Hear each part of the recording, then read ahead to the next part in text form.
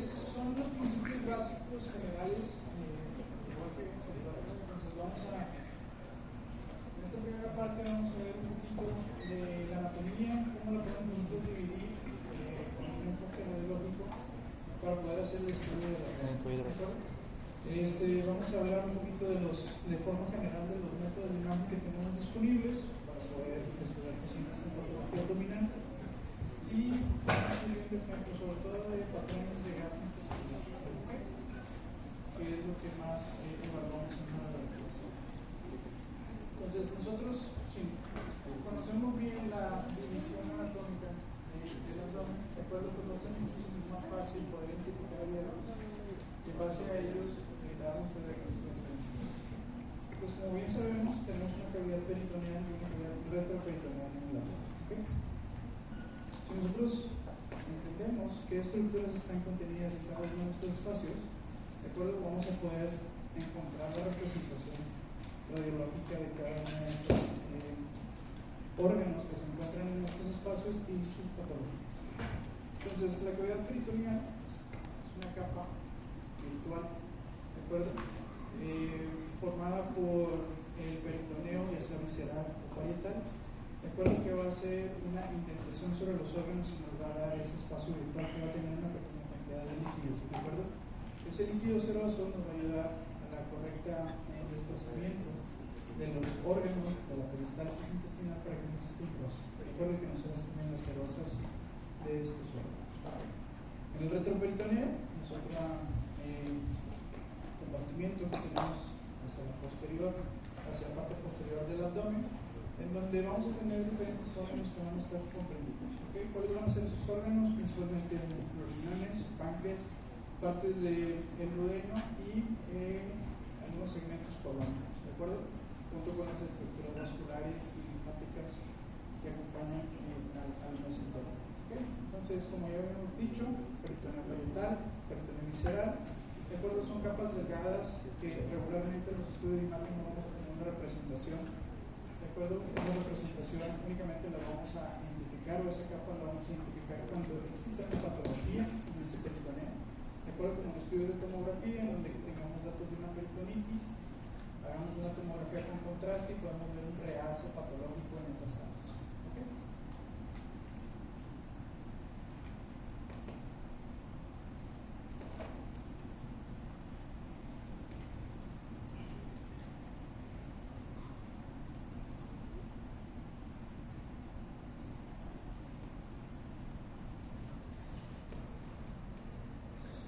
Existen algunos repliegues del peritoneo que nos van a dar una estructura de sostén, ¿de acuerdo? Una estructura de sostén para adherir diferentes partes, principalmente del intestino, de acuerdo a la pared abdominal posterior, ¿de acuerdo? Y estas van a estar descritas dependiendo del segmento intestinal que estén sujetando. ¿Okay? Vamos a tener, esto se denomina como mesos. ¿Okay? Vamos a tener un mesenterio propiamente, de acuerdo, que principalmente va a tener sostén hacia asas de intestino delgado. Por él van a discurrir estructuras vasculares y linfáticas. Vamos a tener un mesocolon transverso que, como su nombre lo indica, va a sostener parte del segmento transverso del colon. Y este mesocolon nos va a hacer una división radiológica del abdomen. Todo lo que quede por encima lo vamos a considerar como supramesocólico, ¿de acuerdo? Y lo que esté inferior o caudal a ese repliegue lo vamos a considerar como de localización inframesocólica, ¿de acuerdo? Esta puede ser una división al momento que nosotros estemos una referencia que nosotros estemos haciendo descripciones de los hallazgos en los diferentes estudios, ¿de acuerdo? Y el mesosigma pues va a ser un repliegue de peritoneo que va a sostener el segmento sigmoides del colon, ¿de acuerdo? Este es un reformateo en sagital de una tomografía de abdomen por contraste para ejemplificar las topografías del mesenterio y del mesocolon principalmente. ¿Okay?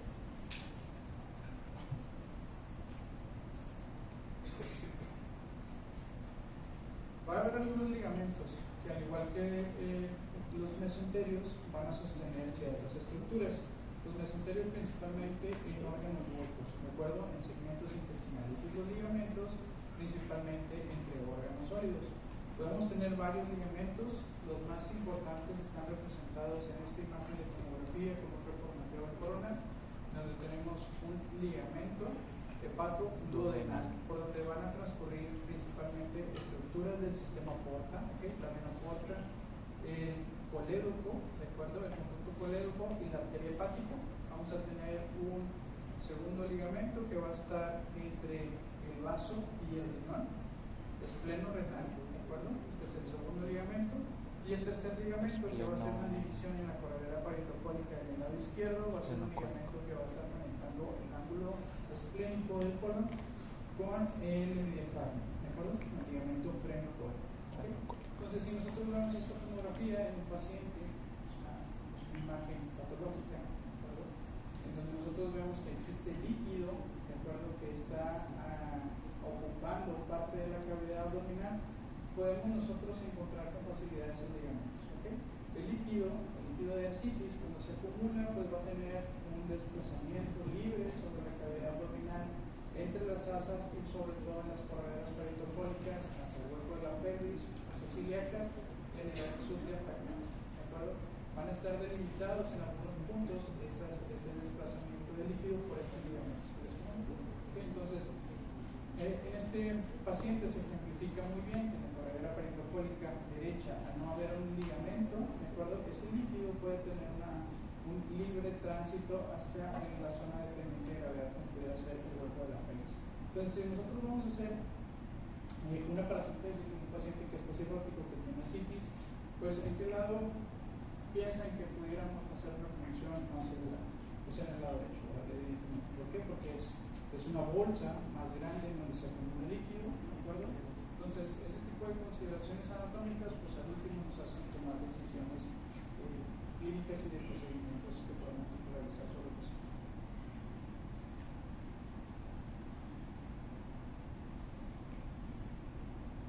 Los aumentos o los epiplones pues van a ser una continuación de estos ligamentos, de acuerdo, que principalmente tienen grasa, pero también tienen ganglios linfáticos o estructuras linfáticas. Entonces existen algunas patologías, sobre todo neoplásicas, que pueden afectar los aumentos, de acuerdo a los epiplones. Por ejemplo, en pacientes que tienen cáncer de ovario, podemos llegar a tener una representación de un signo radiológico por involucro del epiplón por parte del tumor primario que se llama omental cake, ¿de acuerdo?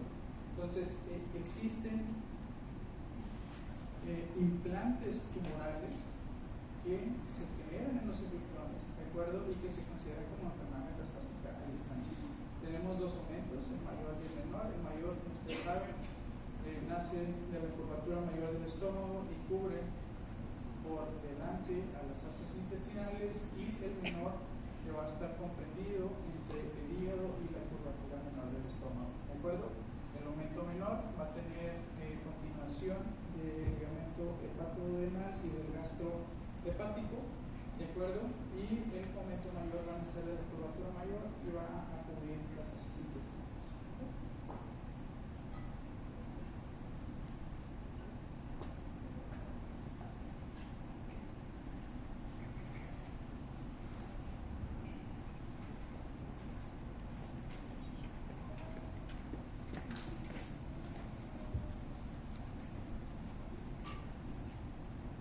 Como ya les comentaba, principalmente el peritoneo pues va a proporcionar una superficie lubricada con pequeñas cantidades de líquido, algo similar a lo que ocurría en la pleura, ¿de acuerdo? Pero también puede haber datos que nos hablan de acumulación de ese líquido y poder tener ascitis, ¿de acuerdo? En caso que nosotros tengamos una mayor acumulación de líquido, lo vamos a ver principalmente en las zonas dependientes de gravedad. Si el paciente está en bipedestación, la zona dependiente de gravedad evidentemente va a ser el hueco de la pelvis. Recordar los límites anatómicos que tenemos para la fluidez de este líquido. Regularmente, cuando nosotros tenemos pacientes con ascitis, lo que sucede es que el líquido se acumula en las correderas peritocólicas y eso hace que se centralicen las asas de intestino, ¿de acuerdo? Entonces nosotros en una representación de una radiografía pues vamos a tener opacidades principalmente hacia la periferia del abdomen con centralización de asas, ¿ok? Y esa centralización de asas nosotros lo vamos a ver como que es gas intestinal que está acumulado en la parte medial del abdomen, ¿de acuerdo? Y eso es por la disposición del flujo de la síntesis, ¿ok? A nivel del retroperitoneo, como les comentaba, pues también tenemos órganos y vamos a tener representaciones de patologías de estos órganos y nos vamos a poder dar una idea cuando nosotros tengamos hallazgos radiológicos, ¿ok? En el retroperitoneo va a haber algunas fascias que ahorita las vamos a ver, que nos van a hacer los límites, y podemos dividir el retroperitoneo en compartimentos. Un compartimento pararrenal anterior, un perirenal y un pararrenal posterior, dependiendo de las fases que estén involucradas. ¿Qué relevancia tiene esto? Si nosotros tenemos un cáncer renal, no es lo mismo decir que la grasa que está alrededor del riñón en el compartimento perirenal está afectada, ¿de acuerdo? Eso nos va a cambiar el estadiaje del paciente, ¿okay? Si nosotros vemos que la enfermedad está contenida al espacio perirenal y que no tiene ganglios linfáticos que están en el hilio o que no tiene afectación de las estructuras vasculares adyacentes, pues esas cosas es lo que nos va a dar el estadiaje y el pronóstico del paciente con respecto a su enfermedad. Estos van a ser los tres espacios: el espacio pararrenal anterior, principalmente vamos a tener segmentos de intestino grueso, tanto del colon ascendente como del descendente, la segunda, tercera y cuarta porción del duodeno junto con el páncreas. Todo eso se va a encontrar en el espacio pararrenal anterior. En el espacio perirenal vamos a tener propiamente los riñones, los ureteros y las glándulas suprarrenales, ¿ok? Va a tener una comunicación anterior en donde vamos a tener también las estructuras vasculares a nivel prevertebral, y el espacio pararrenal posterior, que únicamente lo vamos a tener ocupado por grasa, ¿de acuerdo? Nosotros al momento que estemos evaluando una tomografía o una resonancia magnética podemos hacer o podemos visualizar esas divisiones, ¿de acuerdo? Debido a las fases, ¿de acuerdo? Y en base a eso es que nosotros podemos hacer la descripción de los hallazgos. Un ejemplo, aparte del que les comentaba ahorita del riñón. Paciente que trae dolor en el epigastrio, un dolor agudo, ¿de acuerdo? Y nosotros vemos una burbuja de aire libre extraintestinal en el espacio pararrenal anterior, ¿de acuerdo? Ese es nuestro hallazgo de la tomografía. Si nosotros conocemos qué parte del duodeno y en base a la clínica del paciente, ¿de acuerdo? Sabemos que la segunda, tercera y cuarta porción del duodeno están en el espacio retroperitoneal, en el compartimento pararrenal anterior, y encontramos una burbuja ahí, pues tenemos que sospechar, nuestro diagnóstico diferencial va a ser que no exista una úlcera péptica por fuera, ¿de acuerdo? Con el simple hecho de conocer la anatomía, ver el compartimento y encontrar el hallazgo, podemos hacer nuestro diagnóstico diferencial.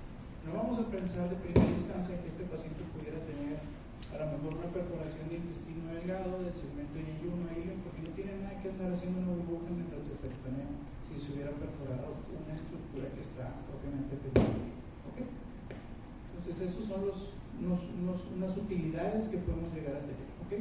Igual con el estadiaje, no es lo mismo que tengamos un tumor renal que esté contenido propiamente a la cápsula renal, a que ya tengamos estriaciones y nodulaciones en la grasa perirenal, o que ya tengamos enfermedad a nivel vascular, o que ya tengamos invasión de las fascias con engrosamiento de las mismas, ¿de acuerdo? Eso el estadiaje nos va a ir aumentando y el pronóstico del paciente va a ser más pobre.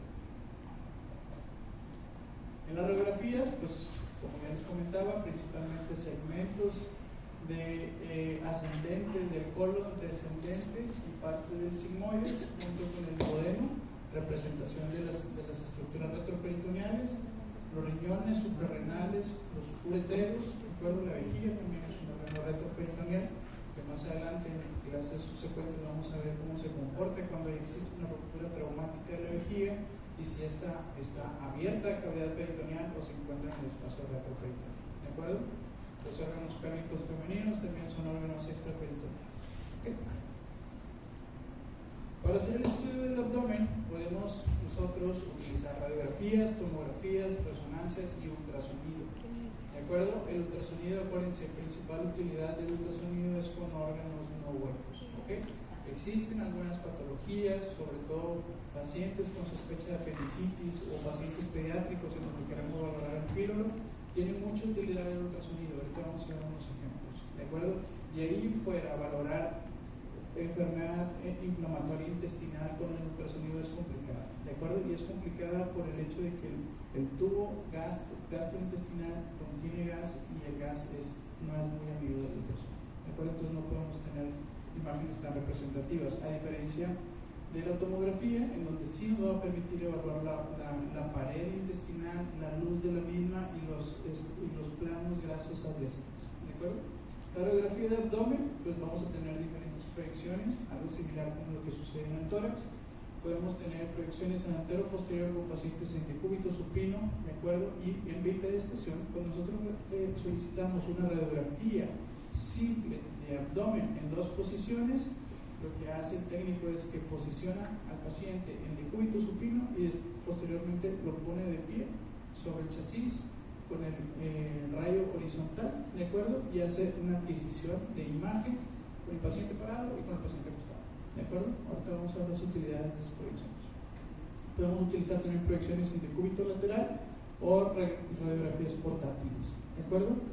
Esta es la imagen de una radiografía de abdomen en una proyección antero-posterior, ¿de acuerdo? A diferencia del tórax, aquí todas el haz de rayos X siempre va a incidir por la parte anterior del abdomen, ¿ok? Todas van a ser en AP. La diferencia va a ser si el paciente está acostado o estaba parado, ¿de acuerdo? Entonces, en una proyección en antero-posterior, lo que nosotros vamos a evaluar, ¿de acuerdo? Que podemos seguir el mismo protocolo de evaluación del abdomen o del tórax, perdón, es identificar estructuras de la periferia hacia el centro o del centro a la periferia, ¿de acuerdo? Aquí lo más importante es que nosotros evaluemos el patrón de gas intestinal, ¿de acuerdo? Un patrón de gas intestinal se refiere a la distribución de las radiolucideces que nos va a representar el gas en el tracto gastrointestinal, ¿ok? Principalmente el gas lo vamos a encontrar en el estómago, ¿de acuerdo? Y en la topografía del colon. El intestino delgado sí tiene gas, pero es en menor cantidad que en estas otras localizaciones, ¿de acuerdo? Nosotros siempre tenemos que voltear primeramente a ver el marco colónico, ¿de acuerdo? Y la burbuja gástrica. Si nosotros encontramos gas en el intestino, pues a lo mejor dependiendo de sus características lo vamos a considerar como un patrón de gas anormal, ¿de acuerdo? En una radiografía, que no es el caso, está recortada, pero siempre tenemos que tratar de ver el espacio subdiafragmático, ¿de acuerdo? Y la intención de ver el espacio subdiafragmático en parte de las vasos pulmonares, pues es descartar que no exista ese signo que ya vimos en tórax que nos pueda hablar del neumoperitoneo, ¿de acuerdo?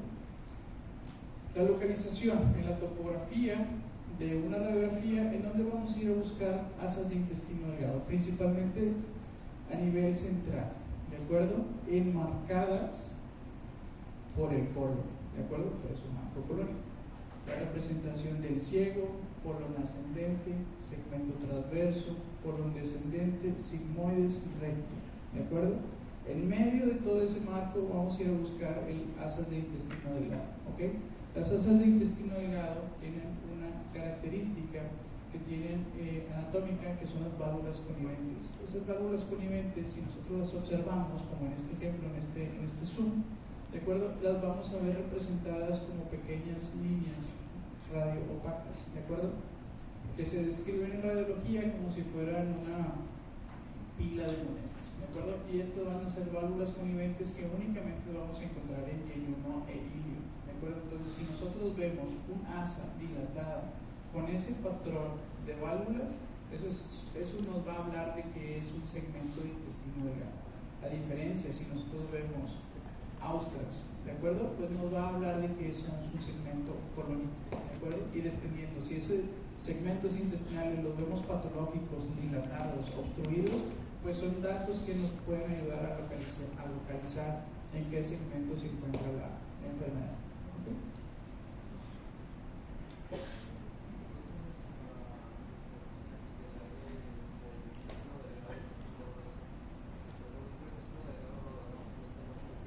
Exactamente, sí, exactamente. Ahora vamos a ver unos ejemplos de obstrucción intestinal. Entonces, dependiendo cómo se comporte ese tubo intestinal dilatado, ¿de acuerdo? Si tiene características de Austras, pues podemos hablar que es colon. Si tenemos esa característica de pila de monedas, podemos hablar que es intestino. ¿Okay? Y la localización, si es una localización periférica, pues es más probable que sea colon. Y si tenemos una localización más medial o central, ¿de acuerdo? Pues podemos hablar de que es intestino delgado. ¿Okay? El intestino grueso, ¿de acuerdo? También tiene su característica anatómica que nos va a permitir diferenciarlo. ¿Okay? Va a tener austras. Estas austras las vamos a describir como esas circulaciones periféricas, ¿de acuerdo? Lo que nosotros vemos en la radiografía pues no es propiamente la pared, pero sí vemos el margen esperado de ese colon, ¿de acuerdo? ¿Por qué? Por el contenido, la radiopacidad del mismo contenido intestinal y el aire, ¿de acuerdo? Entonces nosotros podemos diferenciar, podemos, como si fuera con una punta de un lápiz, ¿de acuerdo? Ver en dónde termina, dónde comienza, y eso es donde nos va a dar la representación de la pared propiamente. En una radiografía no se ve la pared, ¿de acuerdo? A menos de que exista algo que nos dé contraste, ¿de acuerdo? Pero en un patrón de gas normal podemos nosotros diferenciar esas austras, ¿de acuerdo? Con esas pequeñas circulaciones. Las heces también nos pueden ayudar para diferenciar si es intestino delgado o intestino grueso. Las heces en la representación de radiografía lo vamos a ver como si fuera un migajón de pan, ¿de acuerdo? Así es más o menos como se describe. Y si nosotros encontramos un segmento de intestino que tiene esas características internas como de migajón de pan, pues nos va a hablar que son heces fecales. Otra de los métodos de imagen que podemos utilizar pues es la fluoroscopía o radiografías con contraste, como lo vimos en las primeras clases, en donde el contraste podemos administrarlo a través de una sonda transrectal, ¿de acuerdo? Y opacificar de forma retrógrada el marco colónico. Este tipo de estudios se les llama colon por enema, ¿de acuerdo? Este estudio lo que nos va a permitir es evaluar la luz intestinal, ¿de acuerdo? Aquí no estamos viendo pared, no estamos viendo tejidos alrededor, lo único que estamos viendo es cómo el contraste opacifica el interior del intestino. Si nosotros tenemos zonas de obstrucción, como pudiera ser un tumor, pues las vamos a identificar. Si nosotros tenemos patología, como puedan ser divertículos, los vamos a identificar, ¿de acuerdo? Si nosotros tenemos patología congénita, como datos de malrotación intestinal, pues la disposición de ese marco colónico va a estar modificada, ¿de acuerdo? Y en base a esos hallazgos podemos hacer estudios diagnósticos, ¿okay? Si nosotros administramos material de contraste, no a nivel transrectal, sino por vía oral, podemos hacer un estudio que se llama serie esófago-gastroduodeno, ¿de acuerdo? Hacemos evaluaciones del esófago, ¿de acuerdo? Del estómago, de la cámara gástrica, del marco del duodeno y de las primeras asas de intestino delgado, ¿de acuerdo? ¿Qué patología podemos encontrar aquí? Podemos encontrar datos de esofagitis, tumores esofágicos, ¿de acuerdo? Hernias diatales, que más adelante vamos a ver los tipos de hernias diatales. Patología neoplásica o inflamatoria del estómago, ¿de acuerdo? Datos de malrotación intestinal en pacientes pediátricos, y podemos también observar o hacer diagnóstico de patología obstructiva e inflamatoria del intestino delgado, ¿de acuerdo? Para eso hacen las indicaciones de hacer una serie de esófago-gastroduodeno. El ultrasonido tiene muchísima utilidad en el abdomen, ¿de acuerdo? Nos va a permitir evaluar órganos sólidos, como son los riñones, el hígado, el vaso, el páncreas, ¿de acuerdo? Podemos nosotros diagnosticar patología de igual forma infecciosa, patología inflamatoria, patología tumoral, ¿de acuerdo? Y tenemos algunas limitantes cuando nosotros queremos evaluar el tracto gastrointestinal, pero como les comentaba, principalmente en pacientes pediátricos podemos nosotros evaluar el píloro, ¿de acuerdo? Para ver que no tengan datos de hipertrofia pilórica, pacientitos recién nacidos, o que no tengan datos de apendicitis, pacientes de todas las edades, ¿ok? Aquí las limitantes principalmente va a ser la cantidad de gas que exista, porque entre mayor gas esté en las asas adyacentes al apéndice, pues va a ser más complicada su visualización, o pacientes que están muy obesos difícilmente podemos identificar. El apéndice secal es una estructura que por ultrasonido debe de medir menos de 7 milímetros, es una cosita de nada, entonces necesitamos tener muy buena resolución, muy buena ventana acústica para poder hacer diagnóstico, ¿okay? De nuestro diagnóstico, muchas veces depende que estos pacientes se sometan o no a cirugía, ¿de acuerdo? Entonces, pues tenemos que estar bien seguros, tenemos que tener una buena preparación del paciente para poder hacer diagnósticos adecuados, ¿okay? La vesícula biliar, pues de lo que hacemos todos los días para evaluar que no tengamos litiasis, ¿de acuerdo? Que no tengamos patología de pólipos vesiculares o que no tengamos, incluso hay estudios para ver que no haya alteraciones en la función de la vesícula, y esos estudios se llaman pruebas Boyden, ¿de acuerdo?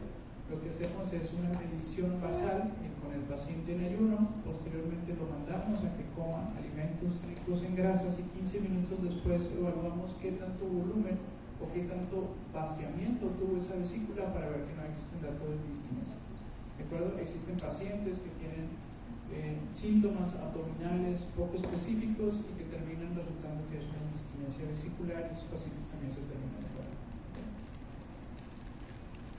La tomografía, pues es el estudio que nos va a aportar más información, ¿de acuerdo? A nivel abdominal podemos hacer estudios simples, estudios con contraste intravenoso, estudios con contraste oral, que ya sea positivo o negativo, ¿de acuerdo? O con contraste intrarrectal. El contraste oral positivo se refiere a que nosotros administramos material de contraste radio opaco, ¿de acuerdo?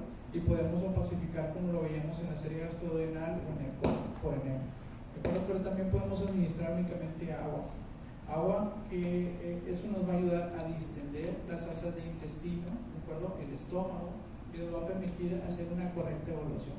En este ejemplo es una tomografía, es un recorte de una tomografía de abdomen que tiene contraste intravenoso, ¿de acuerdo? Y podemos ver cómo la captación del parénquima renal pues es bastante ávida, pero si nos volteamos a ver al frente vemos asas de intestino grueso, intestino delgado, que prácticamente están colapsadas.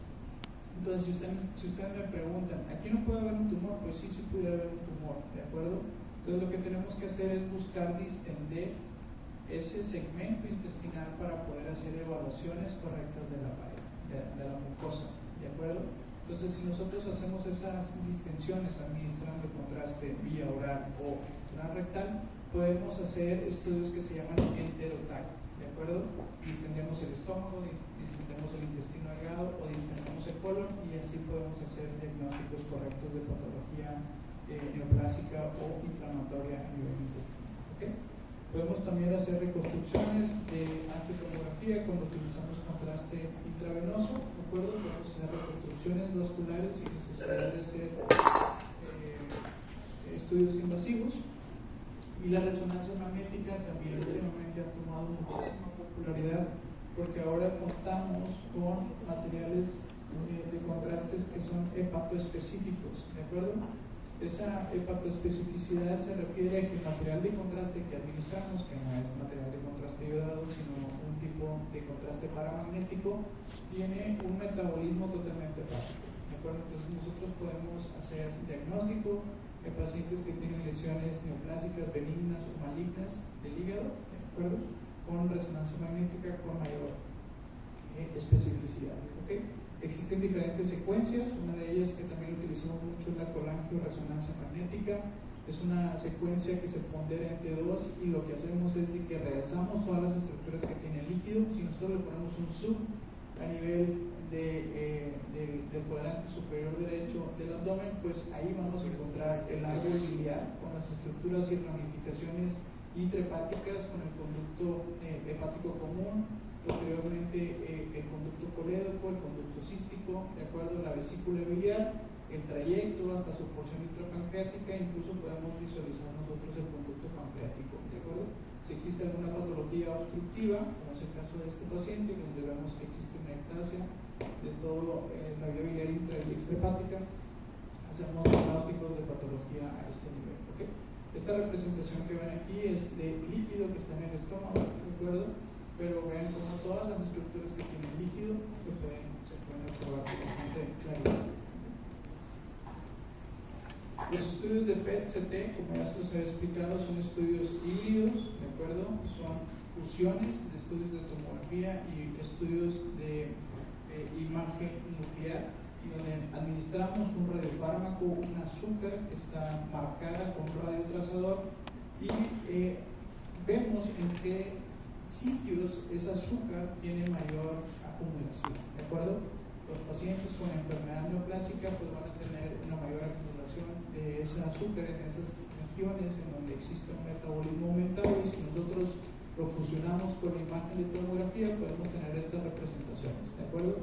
Lesiones neoplásicas con hipermetabolismo, que nos va a hablar de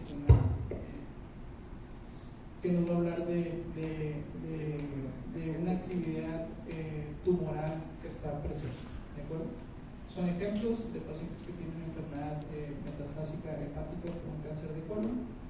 En un estudio basal, cómo se hace, sirven mucho para estadiar, ¿de acuerdo? Para ver cómo van las lesiones, ver cómo se comportan después de los tratamientos.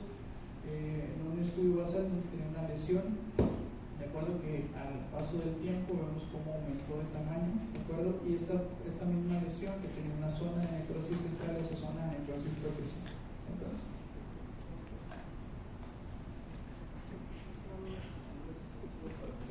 Pues son estudios costosos.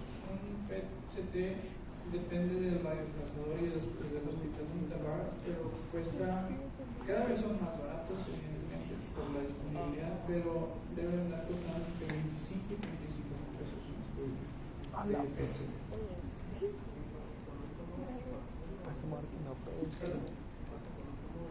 No, necesitas un tomógrafo porque ese tomógrafo tenga la radiocámara, ¿de acuerdo? Para identificar el trazador. Entonces son máquinas especiales. Y aparte el manejo de los radiofármacos pues no deja de ser material radioactivo. Literal es material radioactivo. Necesitas tener permisos, necesitas tener capacitaciones. El radiofármaco te los traen en unos viales, ¿de acuerdo? Es muy interesante porque te los traen los físicos, te lo dejan ahí, ellos lo fabrican como ciclotrones, no sé si has escuchado de eso. Los ciclotrones son literalmente máquinas en donde hacen esos radiotrazadores, donde te pegan esos isótopos a las azúcar, de acuerdo a la glucosa, y te los llevan en viales, y esos viales te los ponen con una cajita de plomo, ¿de acuerdo? Tienes que utilizar protección, ¿de acuerdo? Utilizas métodos para medir la radiación que está dispersa, le pones el contraste, le pones el radiofármaco al paciente, esperas cierto tiempo para que hagas un metabolismo y luego lo pasas a la cámara, le tomas la adquisición de las imágenes y después lo tienes que dejar en una sala aislada a esperar de que la misma radiación que ahora está emitiendo el paciente sea segura con el resto. Entonces ya cuando tú le haces una medición de radiación y el paciente ya no está irradiando tanto, te lo puedes hacer. Pero eso es un shock, hacer estudios. La angiografía, ¿de acuerdo? Son estudios invasivos, en donde, como les comentaba la vez pasada, utilizamos catéteres, ¿de acuerdo? Y a través de esos catéteres en salas de hemodinamia administramos contraste y podemos hacer opacificaciones de las diferentes ramas, ¿de acuerdo? Entonces, es un catéter que va en la topografía de la aorta abdominal, se canaliza de forma selectiva el tronco celíaco y se pueden hacer evaluaciones, ¿de acuerdo? Evaluaciones vasculares. ¿Qué importancia y qué relevancia tiene esto? Por ejemplo, en radiología intervencionista, si nosotros tenemos un tumor hipervascular en el hígado y hacemos una angiografía y vemos la captación focalizada, este no es el caso, pero si vemos la captación focalizada del material de contraste con estructuras de neovascularización, pues podemos avanzar el catéter de forma selectiva y ponerle un tapón, ¿de acuerdo? Y a esos pacientes se le llama quimioembolización, y es una forma de tratar estos tumores, ¿de acuerdo? Al contrario, si tenemos un paciente que tiene una úlcera péptica, está sangrando, ¿de acuerdo? Nosotros podemos hacer canalizaciones de la gastroduodenal o de la gastropancreato, la pancreatoduodenal, y podemos volver a tapar, hacer embolizaciones para evitar sangrados, ¿ok? Pacientes que tienen esplenomegalia, ¿de acuerdo? Esplenomegalia, podemos nosotros hacer una embolización selectiva de la arteria esplénica, y esa esplenomegalia, que muchas veces tiene secuestro plaquetario, ¿de acuerdo?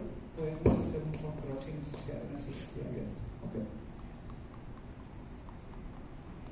¿Qué cosas hacemos de radiología intervencionista? Uno de los ejemplos que más hacemos son derivaciones biliares percutáneas, ¿de acuerdo?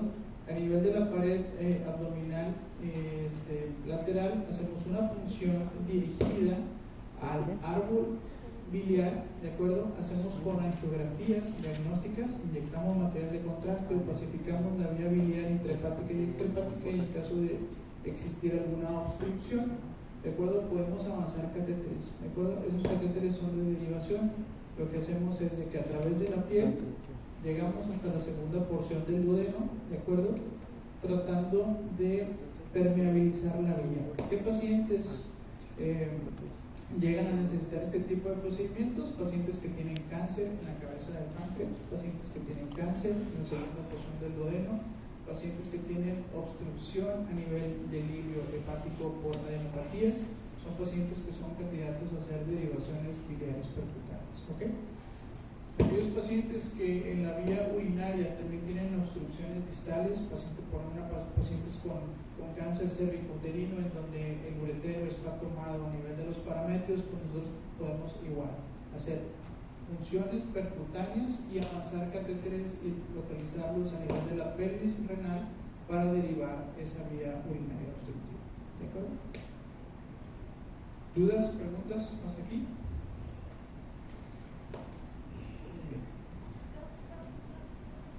Sí. ¿Cómo dijo que se veían las heces en la... De la radiografía? Sé que hay una.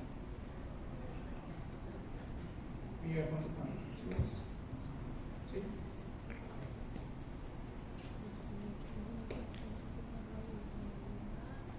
Entonces, si nosotros conocemos cuál es el patrón de gas normal o esperado en un paciente, ¿de acuerdo? Dependiendo de la sintomatología y de la clínica del paciente, podemos nosotros clasificar esos patrones de gas si es normal o anormal. Si es anormal, podemos llegar a tener diagnósticos de un hilio funcional, pacientes postquirúrgicos con dilataciones generalizadas de todo el tracto intestinal, o en aquellos pacientes que tengan una obstrucción intestinal. Si es una obstrucción intestinal, puede ser por una causa mecánica o por un tumor, ¿de acuerdo? Entonces, el poder diferenciar esos dos tipos de escenarios con una simple radiografía, que claro que es de mucho valor, porque un paciente que tiene un hilio funcional, pues le das medicamentos que promuevan la motilidad o le pones una sonda para tratar de mejorar. Pero al contrario, si tienes una obstrucción mecánica, pues estás obligado a descartar que no sea una patología neoplásica, ¿de acuerdo? Ya sea que le indiques una tomografía o que directo se vaya a un estudio endoscópico para toma de biopsia, ¿okay? Y otra de las cosas bien importantes cuando tenemos patrones de gas anormal es descartar que no exista aire extraintestinal, ¿de acuerdo? Podemos también nosotros identificar calcificaciones que dependiendo de sus topografías nos van a hablar de diferentes patologías, ¿de acuerdo? No es lo mismo tener una calcificación en el hueco de la pelvis que tenerla a nivel de las fosas renales o tenerlas en el hipocondrio derecho, ¿de acuerdo? Podemos sospechar de patología o de un lito en la vejiga, un lito en los riñones o de litiasis vesicular, ¿de acuerdo? Vamos a ver algunos ejemplos cuando tenemos organomegalias, ¿de acuerdo? Cuando tenemos crecimientos anormales de los órganos y que tenemos diferentes representaciones en la radiografía. Entonces, el hilio funcional se refiere que una o más segmentos de intestino pierden su capacidad para preparar la onda de peristalsis, ¿de acuerdo? Si el contenido no avanza, pues lo que vamos a tener es una distensión, una dilatación. ¿Cuándo lo vamos a considerar dilatación o distensión? ¿De acuerdo? Cuando el diámetro de esa asa de intestino supere los 3 centímetros, ¿de acuerdo? De diámetro. Entonces podemos hablar de que existe una dilatación, ¿ok?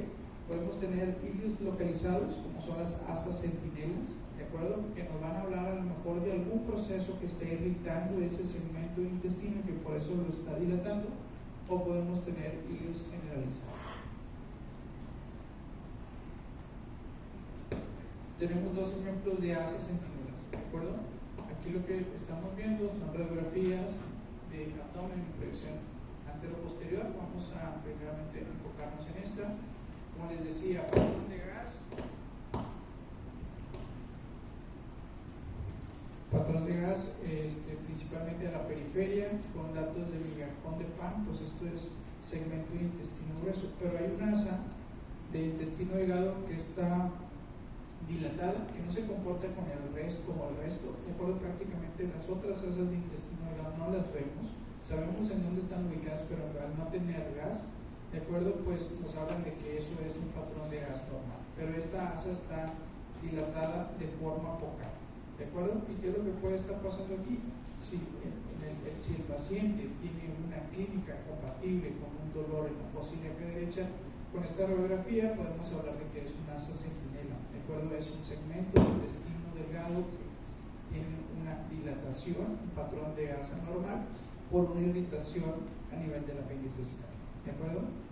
En este otro ejemplo, igual, patrón de gas periférico de colon con gas distal, pero tenemos un segmento de intestino, ¿de acuerdo?, que está dilatado, que tiene un comportamiento diferente, ¿de acuerdo? Y si lo tenemos principalmente a nivel del epigastrio, pues podemos hablar de que puede ser un proceso de pancreatitis, ¿de acuerdo?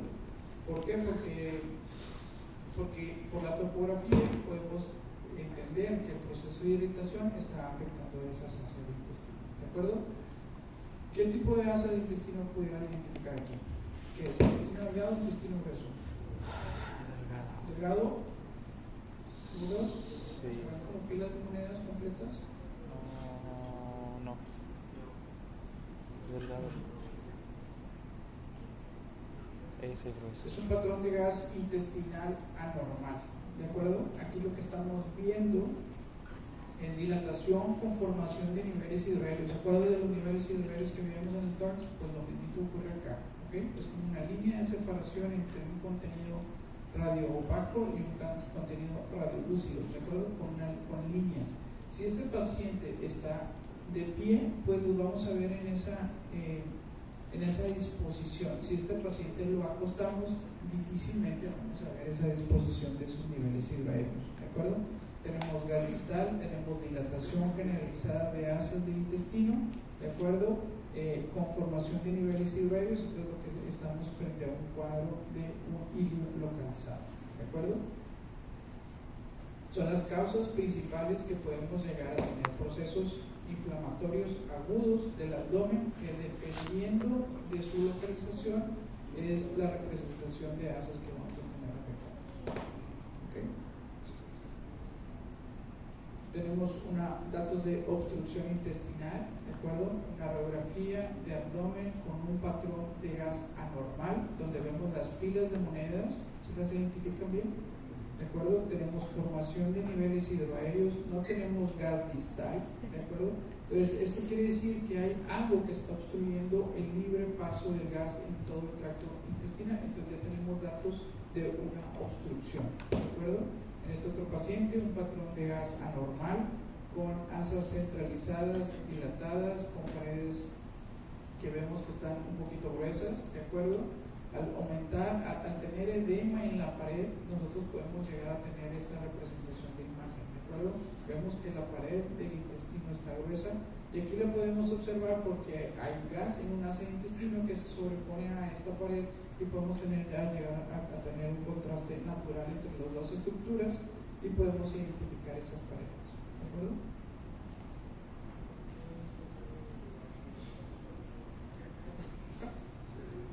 Mira, si tú te fijas, todos estos niveles hidroaéreos, ¿de acuerdo? Este nivel, todas esas están centralizadas.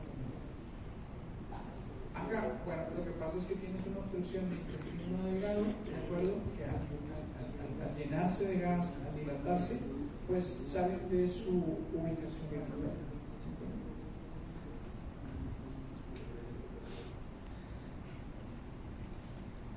Cuando tengamos un ilio generalizado, podemos sospechar en pacientes que están en postquirúrgico, ¿de acuerdo? Y que tienen una dilatación tanto de asa de intestino delgado como de intestino grueso, ¿ok? No podemos omitir diagnósticos de ilio si únicamente vemos tal o cual segmento. El ilio puede afectar por igual tanto segmento de delgado como segmento grueso, ¿de acuerdo?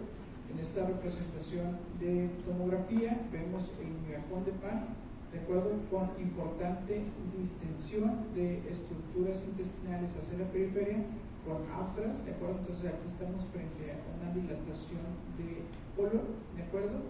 Que cuando tengamos dilataciones colónicas tenemos que sospechar en su mayor parte de obstrucciones mecánicas y en pacientes adultos, ¿de acuerdo? Tenemos que sospechar de procesos neoplásicos. Existen unas leyes de la obstrucción, ¿de acuerdo? A nivel gastrointestinal. Esto se refiere a que las asas proximales al sitio de obstrucción las vamos a encontrar dilatadas y el segmento inmediatamente posterior al sitio de obstrucción lo vamos a encontrar colapsado. Es una tomografía de abdomen a nivel del hueco de la pelvis, en donde tenemos una zona de obstrucción a nivel del sigmoides, de acuerdo, es una obstrucción mecánica, donde el asa proximal está dilatada y el asa distal está colapsada, ¿de acuerdo? Entonces, si nosotros tenemos este tipo de hallazgos en una tomografía en el contexto de una obstrucción intestinal, pues podemos nosotros identificar más fácilmente el sitio de obstrucción.